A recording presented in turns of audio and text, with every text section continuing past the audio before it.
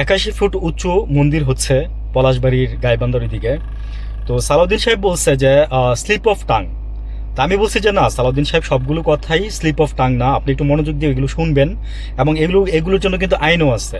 হ্যাঁ, রাষ্ট্রবিরোধী আইন, রাষ্ট্রদ্রোহী আইন, এগুলো কিন্তু বাংলাদেশে আছে। আপনি আপনি ভালো করে জানেন, আমার চেয়ে ভালো জানেন।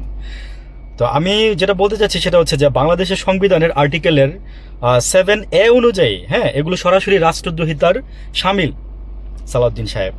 এছাড়া এ ধরনের বক্তব্য আপনার 124-এর ক, 153-র ক, 505, 499, হ্যাঁ, এই আপনার বাংলাদেশের দণ্ডবিধি মানে সুস্পষ্ট লঙ্ঘন ও 500 ধারায়। আচ্ছা, সংবিধানের অনুচ্ছেদে মানে এগুলো বলা আছে, আপনি যদি একবার এগুলো দেখেন মানে বুঝতে পারবেন আর কি।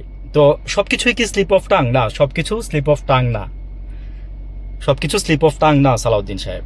তো এখন এগুলো ফৌজদারি অন্যায়। আপনি যদি মনে করেন যে এগুলোর অনেকে মামলা করতে চাইছে, বাট সরকারের পক্ষ থেকে হয়তো নিষেধ করছে, যে তদন্ত চলতেছে। তো আমি বলবো যে এই চৈতালি হচ্ছে একজন, সে কিন্তু ভালোভাবে কথাও মানে বলতে পারে না, তার বাংলা কিন্তু মুখ দিয়ে আসে না। তার দেখবেন যে কথা বাংলা বেজে বেজে যায়। আমি দেখছি, আমি খুব মনোযোগ দিয়ে দেখছি, এবং সে খুব হ্যাপি, ভিতর থেকে সে খুব হ্যাপি। কত 21 কোটি টাকা খরচ করে সম্ভবত এই মন্দিরগুলো বানানো হচ্ছে, যেখানে মাত্র 6.4% হিন্দু আছে। এমন না যে ওই এলাকাতে 30% হিন্দু থাকে, এত বড় মন্দির লাগবে। ওটা হচ্ছে একটা বীজ বপন করা হচ্ছে।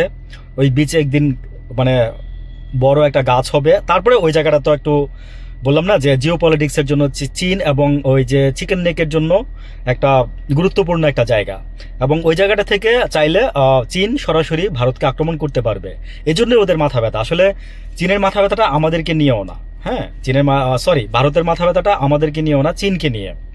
চীনকে ওরা প্রচণ্ড রকমের জমের মতো ভয় পায়। তো এনিওয়ে, আমাদের দেশে আমরা আমরা আমরা আরও অনেক কিছুই করে ফেলছি। যেমন আমাদের কিছু যুদ্ধ বিমান আসতেছে, যেটা নাকি যে পাকিস্তানের রাফায়েল ফালাই দিছিল। যুদ্ধ বিমানগুলো যদি আসে এবং আরও অনেক কিছুই বাংলাদেশে যখন আসবে, তখন আমরা ওদেরকে পরিপূর্ণ জবাব দিতে পারবো আশা করি। তখন ভারত হয়তো বা আমাদের দিকে ওইভাবে মানে চোখ তুলে তাকায়া কথা বলতেও অনেক হিসাব করবে। এদিকে পাকিস্তানের পররাষ্ট্রমন্ত্রী কিছুদিন আগে আমাদের দেশে আসছে। তো আমরা ওইখানেও ওদের সাথেও আমরা মানে কিছু ড্রোন বা কিছু হেলিকপ্টার কিনতেছি তুরস্ক থেকে। তো এগুলো আসতেছে, হ্যাঁ, আসতেছে। ভালো থাকবেন সবাই। আসসালামু আলাইকুম।